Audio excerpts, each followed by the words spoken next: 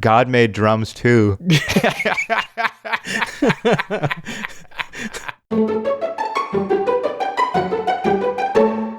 Welcome back once again to Reason Together, the podcast for Christians who think about stuff. I'm Thomas, as always, here with my good friend Daniel, who is across the internet from me today.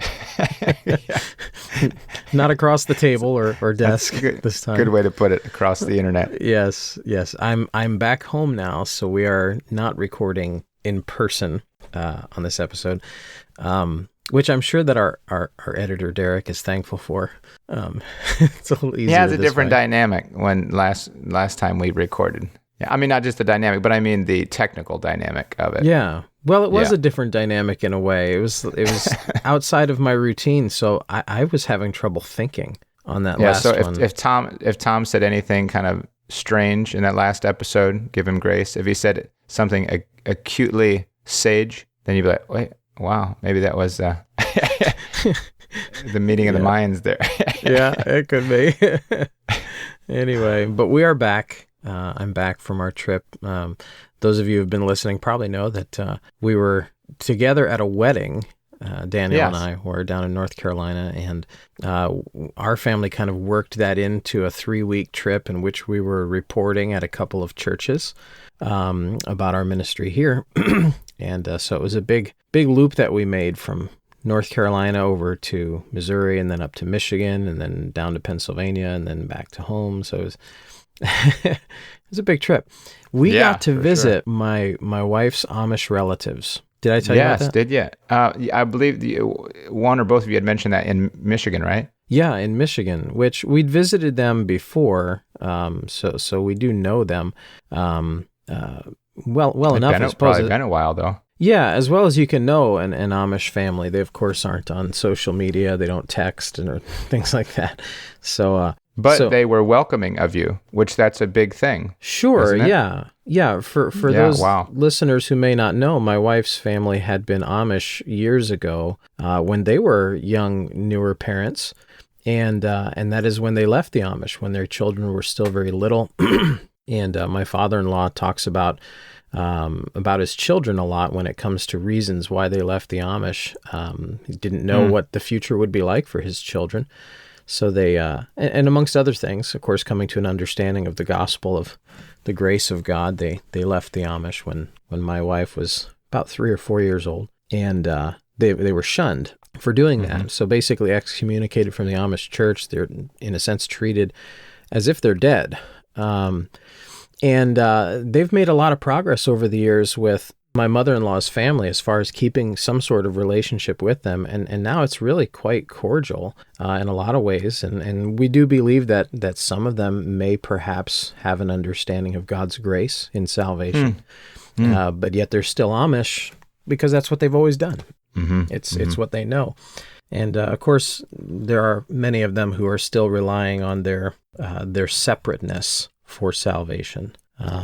So there's always kind of in the back of your mind a desire to talk about that when you're there. And we have had that conversation with them before as well. But it was a real interesting visit. They run a butcher shop. Wow. And they were slaughtering cows when we were there. Really? Yeah. Oh, wow. And I've done things like that before. Years ago, I helped slaughter pigs for a while, and so it's not totally new to me. But my kids had never seen anything like that up close before. So I figured, well, they should probably see that. It'd be an educational experience. So we watched them slaughter cows. It's perhaps not for the faint of heart, but it is a part of life. That is where your food comes from, and that's kind of how it happens. So, yep, yeah, and I think it's good for young boys to be able to stomach that sort of thing and know how that works. I think that's a good thing. A new perspective of a hamburger. Yeah.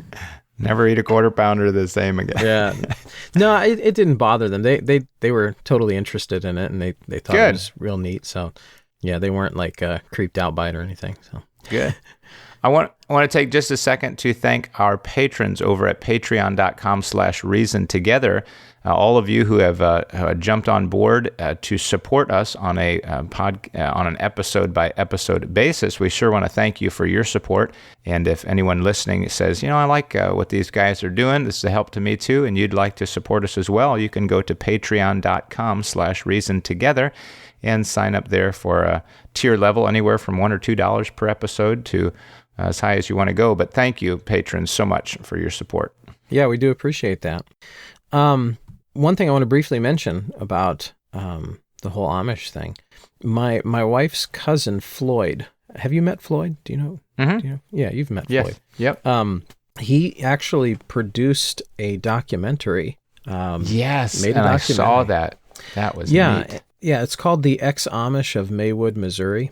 It is on YouTube, and I guess I'll put a link to it in the show notes. Yeah, so can we put a link there? Yep. It's definitely worth watching, especially if you're unfamiliar with the Amish. And I know that a lot of folks are. They think the Amish are Christians that just have a quaint way of life and that they do it for some sort of tradition. And they're actually unaware that it is very cult-like. And it is, in the truest sense, a religion of legalism. They have rules, everything from the size of their hat to the width of their suspenders to whether or not they can use buttons or zippers versus zippers.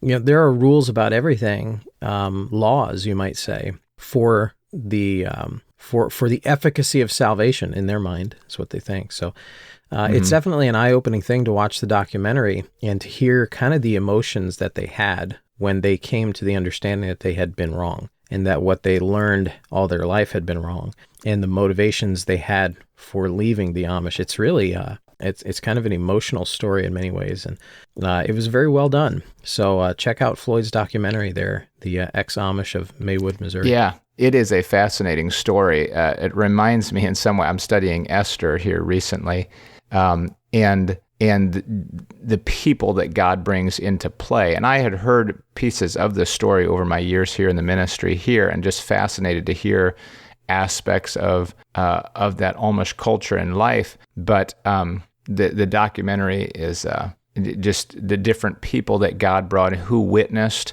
the pastor that was there to really root them during a time when they were trying to draw them back.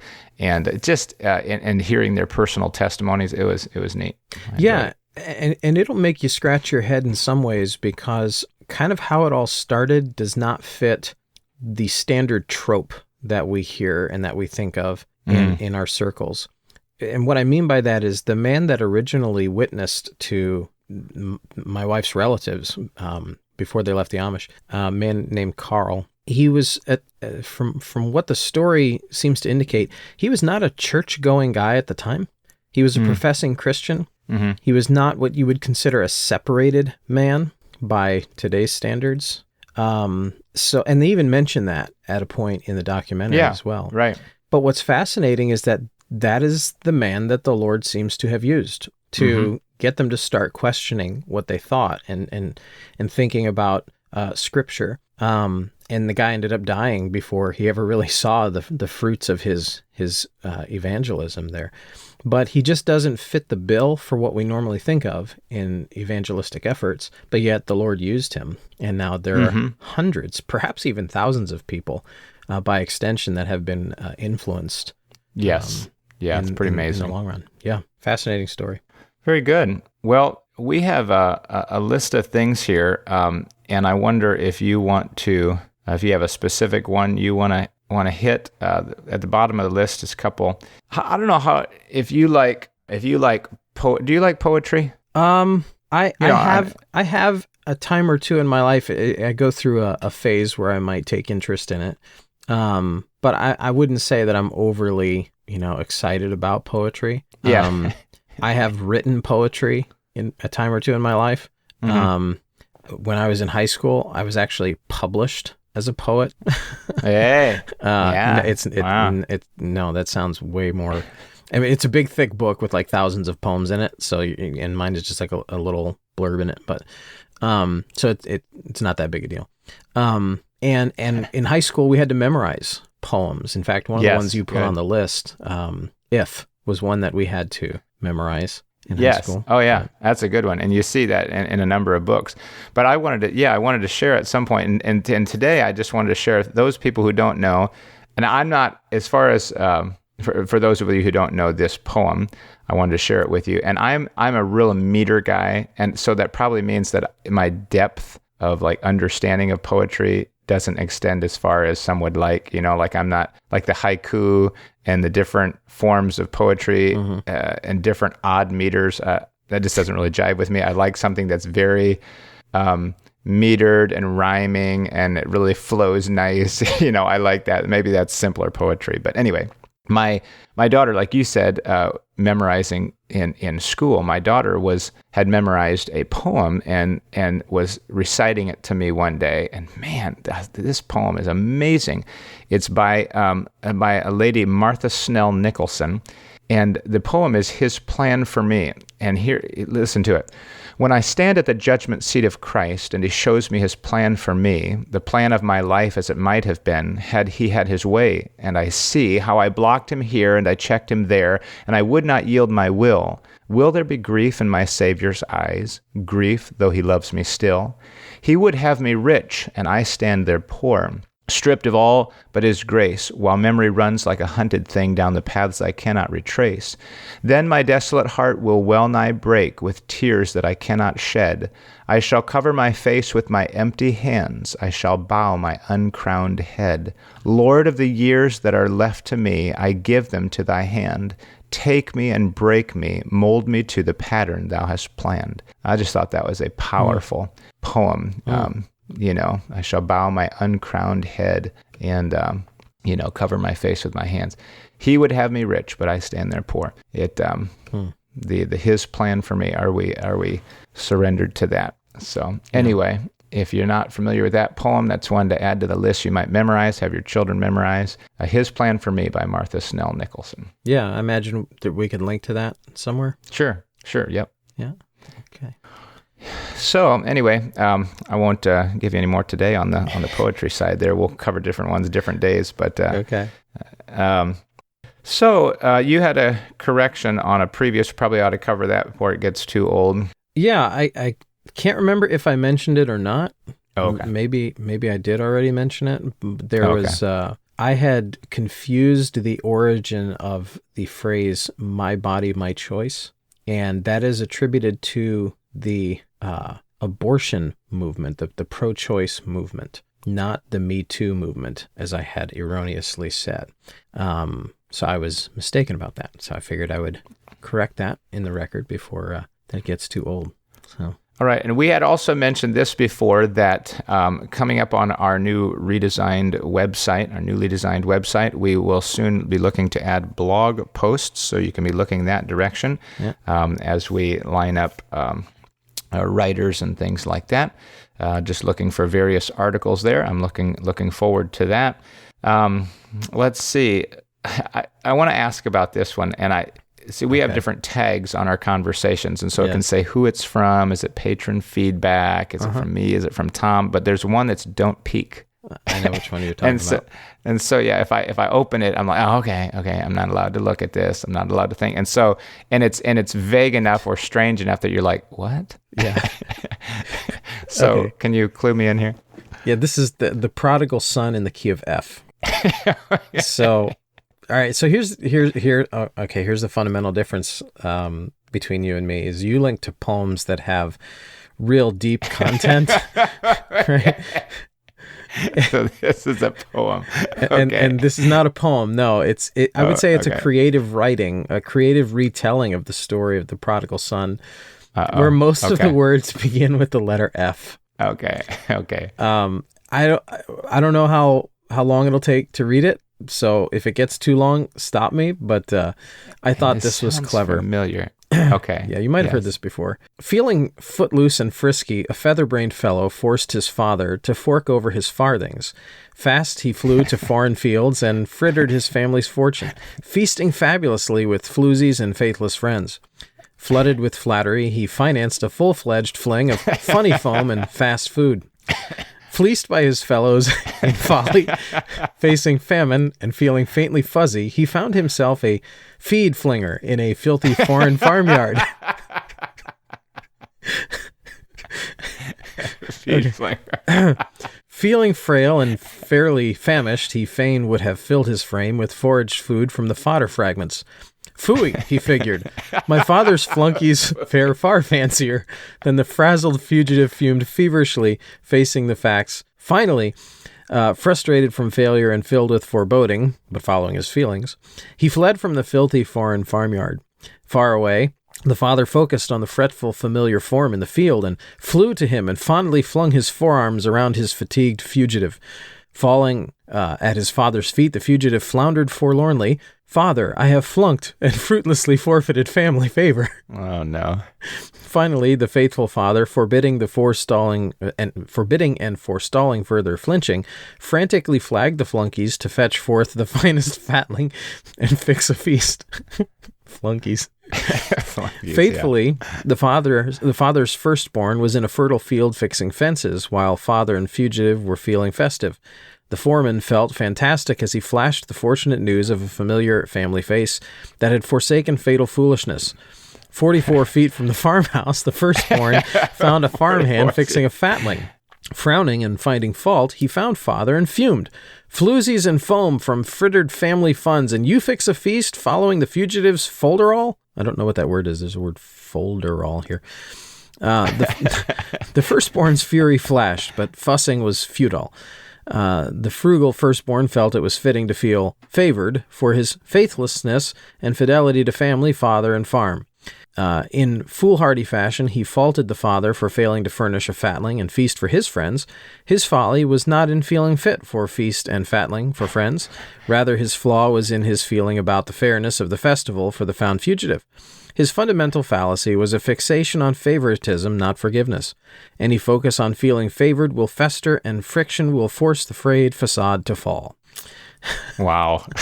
It's like, whoa. Yeah. I have to admire the ability to use all those words there. I don't, when it gets to the part about the father, I'm like, oh, I don't want to make light of that, but but how he encapsulates right at the end what you're saying there about his fixation on favoritism, not on forgiveness. Like, wow, that's very good. Yeah, they made some astute observations about the parable. Yes, right, in a funny way. But you know what's interesting on a serious note about that story to me, one of the things that I like is the sons, what do we call them? Now that you've given me all those F's, maybe I'll use that as an excuse. What do we call that guy? The what son? The prodigal son. Yeah. Yes, the fugitive flunky son who is flunked. Is that he memorizes a response to his father. He says, I will go to my father and say, Father, I have sinned. I'm no longer worthy to be called your son. Make me as one of your high. And so he plans this response. It's not just I'll meet him and see what comes out at the spur of the moment. He plans a response, and you can tell that when he gets to the father, he begins to use that response. Father, I have sinned, and I'm no longer worthy. Now, he doesn't get to finish it necessarily, but it's interesting. And I don't know if the lesson there partly is, learn to craft an apology. When I'm teaching my kids, is say, well, you owe her an apology. Sorry for what? Right. And I think we've talked about that before, but there is a way to word it and to say exactly what you mean. And I just find that interesting, or I like that about the story, how he says, I will say, and he crafts an apology, and it's a good one. Yeah. I have sinned and I am no longer worthy. Please make me this, And anyway, the prodigal and the son in the key of F. In our house, we call it the expected apology. When you say, hey, you owe him an apology, and they just go, sorry. That's the expected apology. Which is, it's almost funny because it's even a contracted form of a sentence. It's not I'm sorry. Right. It's sorry. It's like it's like blurting a word out in midair. Yeah. Like meatloaf. Yeah. Well, it's like I'm saying this in order to put the absolute least amount of human effort into making amends with you.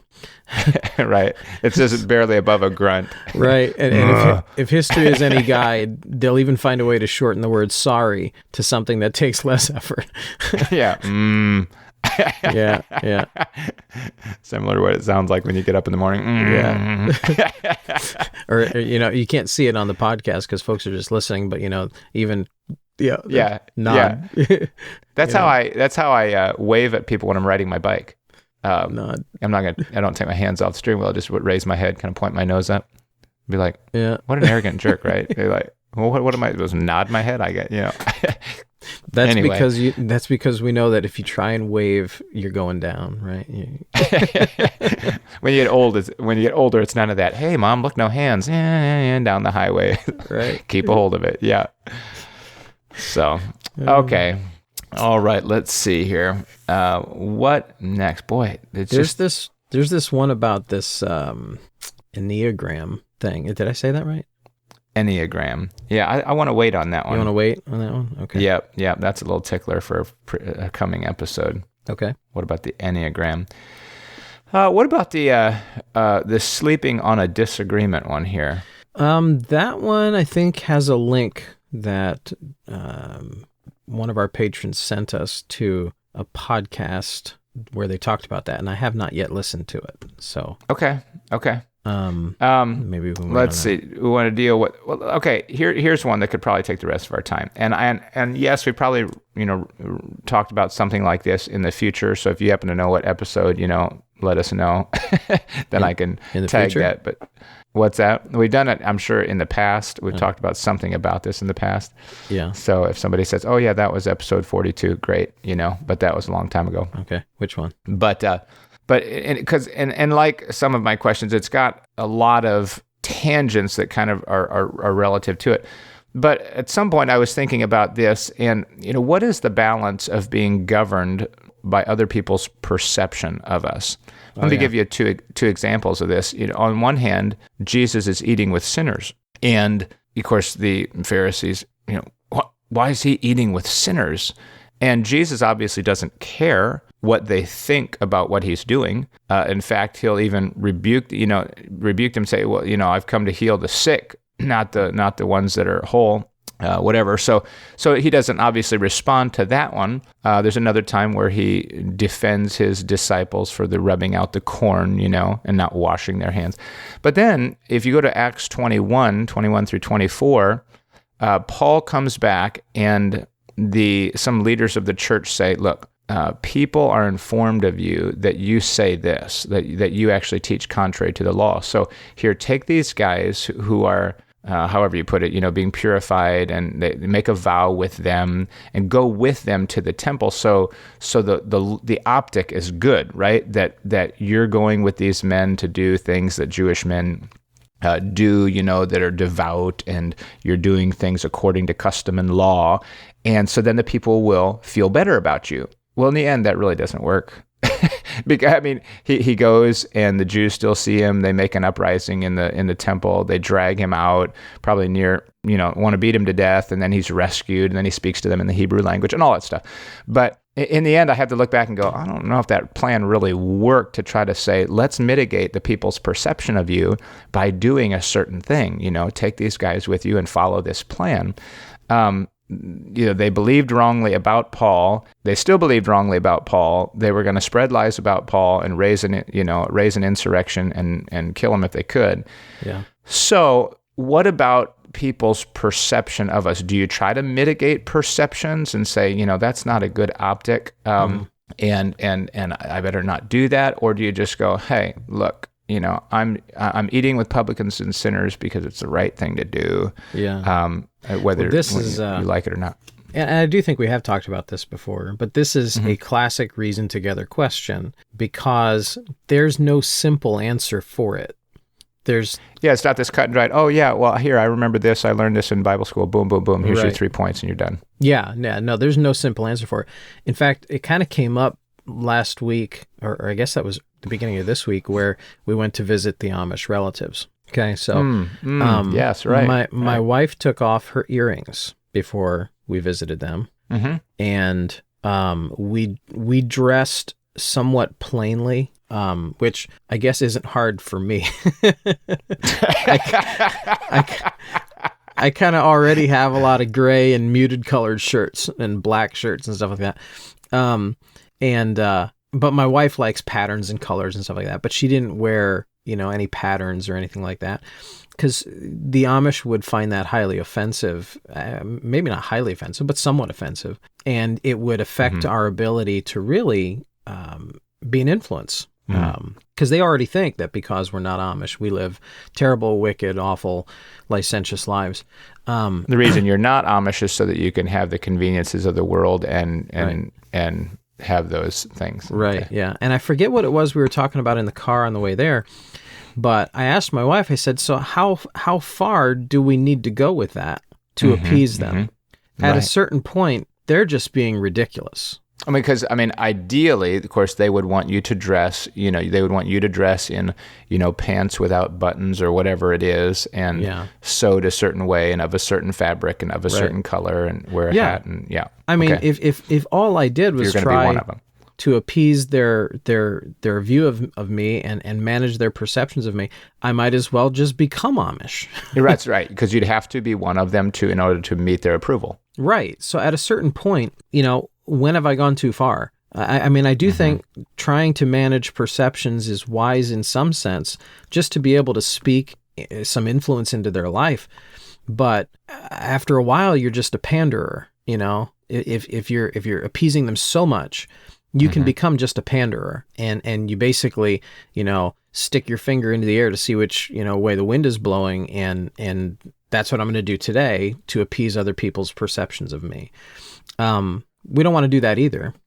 When you say panderer, to me, as I think through that term, I think of a politician, and then I wonder, I feel like, okay, somebody who's pandering isn't really concerned about influence. He wants a following, but he's more influenced by his following. So he's going to say whatever they want me to do as long as I look good and they elect me to be their leader, right. Where otherwise we're trying to have an influence. So is that part of the difference, that it's my decision, that I say, I'm volitionally, speaking for your wife, say, I'm choosing to take out my earrings so as not to offend them, but I'm still myself, and that's of my own accord. I'm not letting their perspectives totally mold me just so that they'll elect me to, their favor. Yeah, and I do think that line may be different for different people as far as how far they're going to go to speak influence into someone else's life. I think it was Paul that famously said in, is it 1 Corinthians 9 or 2 Corinthians 9? I don't know. About being all things to all men. And I think maybe people misconstrue that to think that Paul was willing to do anything. Oh, goodness. Yes, right. To appease people so that he can give them the gospel. And I just don't see Paul as a guy who's going to compromise his principles, his values. No, absolutely not. His convictions in order to appease someone. At a certain point, the person you're trying to appease is just being ridiculous and not worth it. Not worth compromising myself to appease, if that makes sense. Yeah, you're saying at a certain point, the compromise isn't worth it. Right. It is an investment. It's a trade-off in some way. Right. Okay. 1 Corinthians 9:22, to the weak became I as weak, that I might gain the weak. I am made all things to all men, that I might by all means save some. And of course, you have to take that in a context of broader truth, that Paul wasn't saying, I sacrifice everything that I am to be anything to anybody, because then where's influence? It's interesting. Recently, I was reading in a book about a principle of influence, and it was basically this: you have to be different in order to make a difference. That was, but in Jim Berg's Changed into His Image, and you have to be different to make a difference. If you can't make a change by being more of the same. Right. And so I gave the example of unsweet tea. I don't like unsweet tea, but it's tolerable and it's a nice different drink if I put a sweetener in it. So I put like a stevia sweetener in it, and okay, now it's a sweetened in some sort of way tea. But I don't go, oh man, this unsweet tea is bitter. It's kind of nasty. I don't like it. Oh, I know what I'll do. I'll add more unsweet tea. Well, that's not going to do anything. So if I'm compromising everything and I'm saying, well, I'm going to become all things to all men. So hey, man, I'll just become one of you. Well, the point is then you took away any difference that you had, so what difference are you going to make? What are you going to draw them to if there's nothing different about you? So But what about when the passage says avoiding all appearance of evil? What will be your take on that? Say, well, that's an appearance of evil. Well, I think we actually have talked about that verse before too, and that the understanding that we commonly have had of that may not be correct. The idea that basically the word appearance should better be understood as like the idea of an instance or a shape or form. So basically avoid evil in whatever instance or shape or form it might take. Rather than the way we commonly have used it in our Baptist circles to mean that anything someone might look at me and think is evil. Yes, right. If Paul had meant appearance in the way that we have commonly thought of it, meaning don't do anything that someone might think looks evil, then he probably would have used a completely different Greek word. And the example I think that we could go back to is like 2 Corinthians 10 and verse 7, where he says, do ye look on things after the outward appearance? Right? There he actually means appearance like we normally think of it. Well, man, that's a good point. But it's funny because the word I was looking at to define, which what we're both doing is saying, well, let's define our terms here, is the word evil. And it goes kind of along with what you're saying, avoid all appearance of evil. Well, what is evil? I mean, that's a pretty strong word. And to say, well, I don't like your shirt. I don't like your red sweater. I don't like your nail polish. Right. I think you're communicating something. Well, I mean, to me, it has to be pretty strong to be classed as evil, in which evil would in some way be like blatantly contradicting the design of God. So in other words, it's obvious what God wants you to be and what he wants you to do, and his revelation is there. And I say, no, I'm going to do the opposite of it. That's evil. And so when we go, I don't know, that just doesn't look right. There's something about that just doesn't strike true. Well, can we say that that's an appearance of evil? Not necessarily, just because there's something in us. Sometimes, and I know we've discussed this before, but sometimes we have to analyze, at least I do. I say, well, maybe my conscience has been miseducated through whatever process, of other thoughts of my own. And maybe it's, not saying that it always is, but to say, why don't I like that? What is it about that? Maybe it's somebody planted that thought, and it doesn't really have a good reasoning behind it, but I've run with it and said, well, that's probably bad. And then I stop and I go, well, is that bad? Really? I mean, so going back to that appearance of evil, what you're saying, I like that the appearance is like literally an appearing almost of evil. Yeah, an instance or a particular shape or form of it. I don't think the verse is talking about managing other people's expectations and perceptions. Yes. Okay. So then to go to the next step, what do you do with misperceptions? When people do, what's the word I'm looking for? Misinterpret what you're doing. And it doesn't happen all the time. Yeah. That's where bitterness can happen. That's where, issues can happen. Well, he said this. What is happening there? That's my heart throbbing. No, just kidding. It's, I told you about this. We are having siding put on our building. Yeah. And so I thought, man, we'll like really beat them to the punch. And they were here a little earlier than I thought, and they're literally working right outside of my office. Like yesterday, they were right behind my credenza here, that wall. Yeah. And I'm reading, I'm sitting here in my chair with the book, and it was just kind of almost chaotic. Yeah. So just for those listening, if you hear background noise, it is not my rock music playing. Don't think that I'm not avoiding the appearance of all evil by having this thumping in the background, that I'm not like right outside of a concert. Yeah.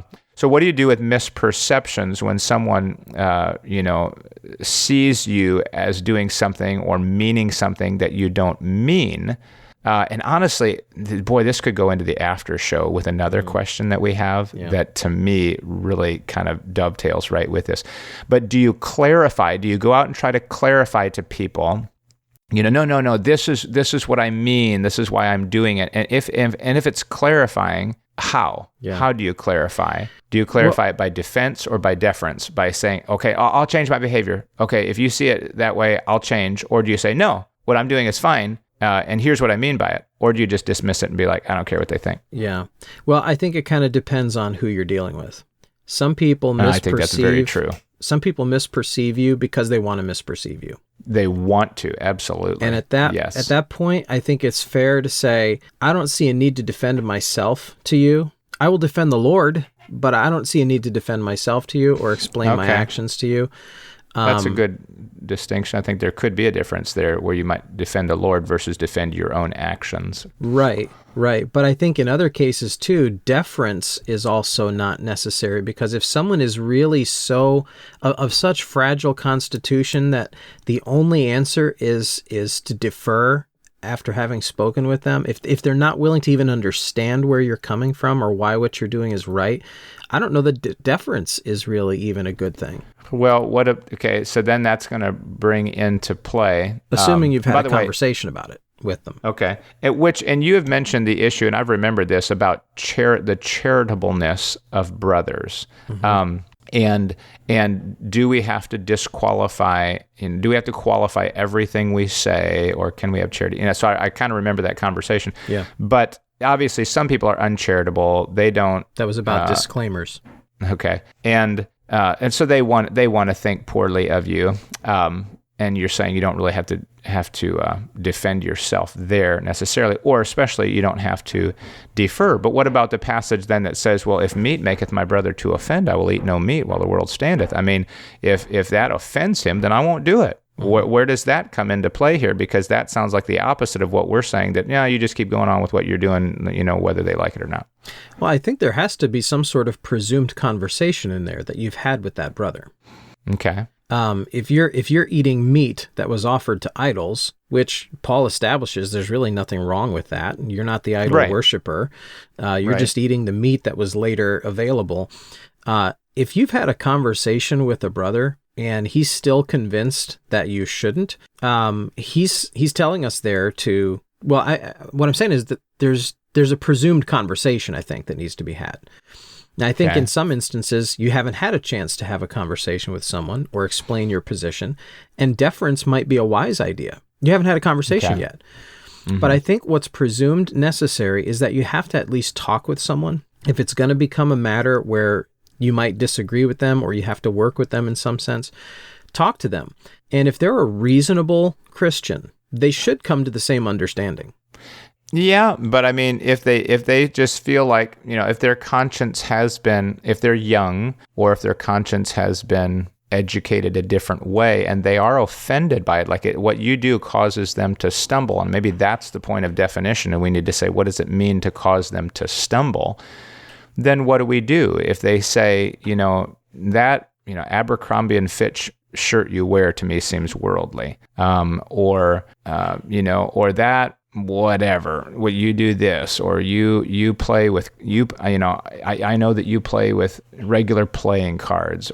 So, but I think we have to ask the question, what is the presumed relationship with this other person? Is this someone that I'm going to be in church with? Is this someone that I'm going to be working alongside in some ministry capacity?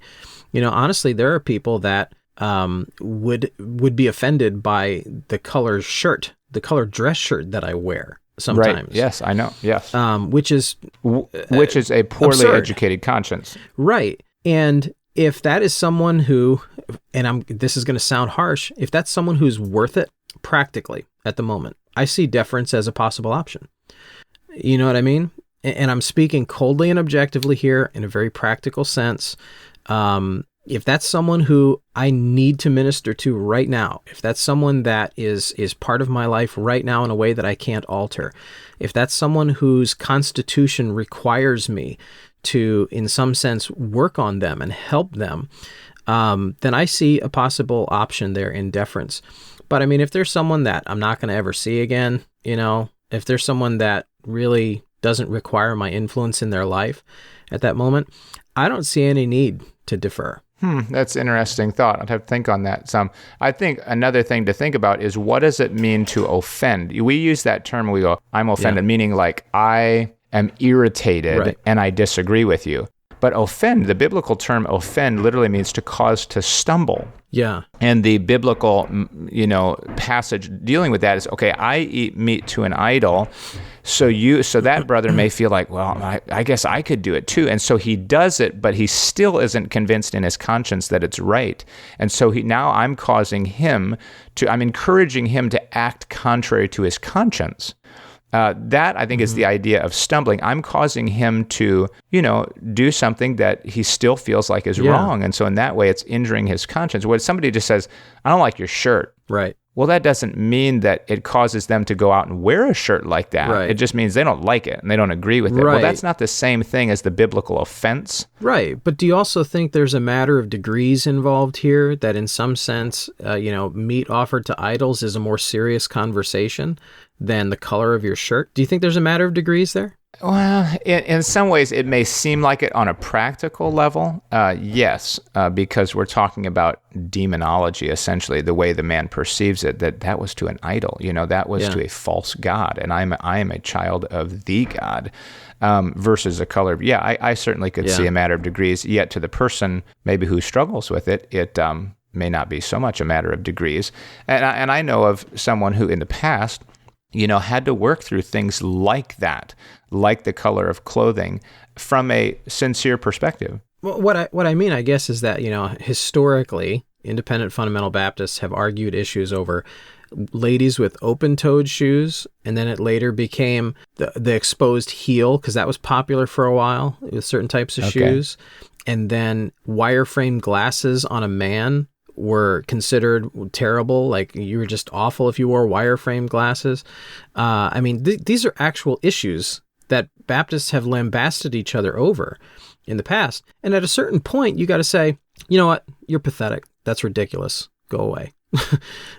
You may not say that to their face.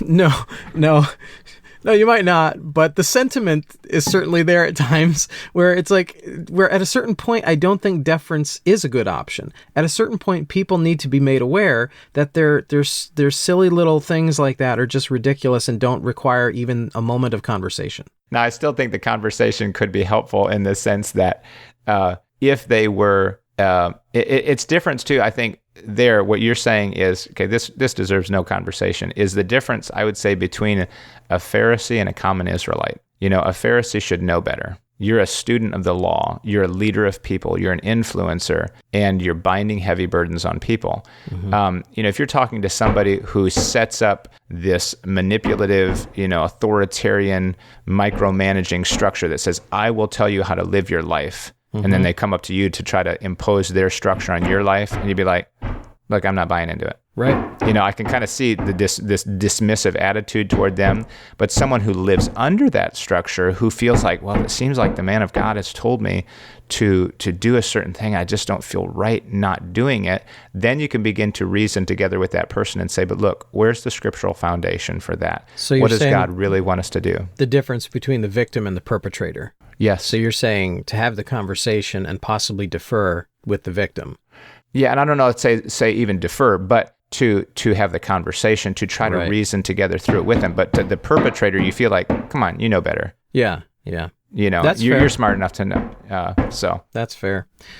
Well, I think the hammering there is an appearance of evil, and we need to shut it. And yeah, sorry, I need to turn off my music. We need. No, I don't even have to listen to this. I'm going to stop talking to you. I'm done here. You don't like my music or my pounding or whatever. Yeah. Percussive maintenance over there. This is percussion. Yeah, that's right. Well, I'm sorry. God made drums too. It's time to go. Oh, no. It's time to go. Yeah, it's time to go. Yeah, my humor is going to go from weak to worse note. I'm sorry, listeners, for all of the banging and clanging there. We were so close to the end. I figured we would just push through, and I think it was all right. I think we did okay. It was quiet there for a little while, but yeah. Anyway, send us your feedback. Tell us how horrible it was. We apologize. Anyway. It's been good having you along with us on this episode. We are encouraging balance, developing perspective, and connecting faith to practice. This is Reason Together.